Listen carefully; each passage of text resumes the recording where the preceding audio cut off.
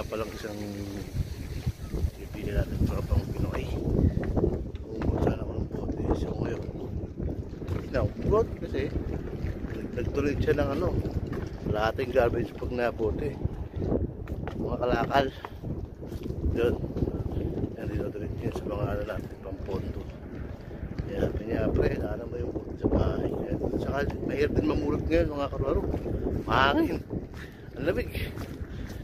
Gusto ko sana kaso. Okay na yun. Marami na yun. Kaya po na kasi kasi hindi lang ako namumulot dito. Meron na rin mga namumulot na pang lahi.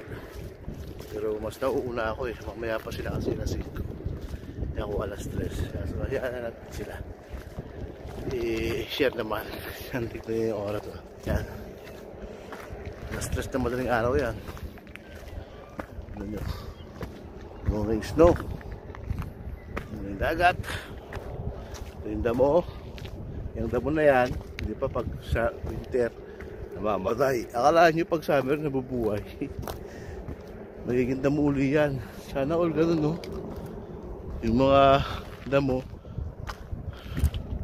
namamatay, nabubuhay. Nakakagulat, no? Pag summer buhay sila, pag winter tulog sila. Walang katapusan. Sana gano'n, all ganun, no? Nabubuhay ulit. Kaya sabi nila tayo mabubuhay ulit. Kaya mga lolo, tayo nyo, punta na ako sa bahay. Alright, 1 hour later. iwan na nga yung ano, makikita nyo. Ayan mo siyang plastic bag. Dami ito. Diyan po tayo dito. Ayan po, medyo mabigat-bigat ito mga kapatid. Salamat sa tropa natin. Ayan, mabigat ito. Sige, muna ko muna. Ayan mga kalaro, dami ito.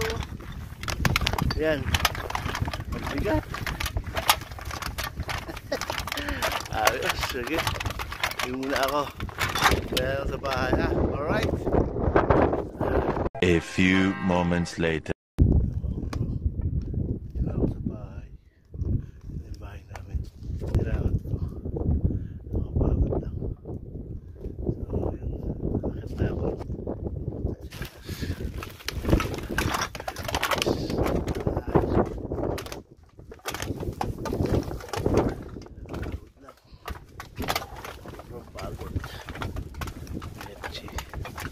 Mga anong bote.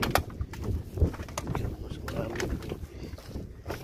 Kaya mas kumpas. So wala akong busy. Kasi nagbibenta. Kasi marami na. Nahihirapan.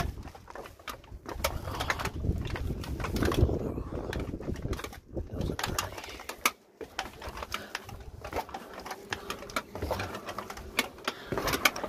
Sila pa akong benta dito. Ayos ito pala dito. Pagod. Yung bahay namin. Tingin ako. Bibenta natin ito. Dami. Yan o. Plastic bag.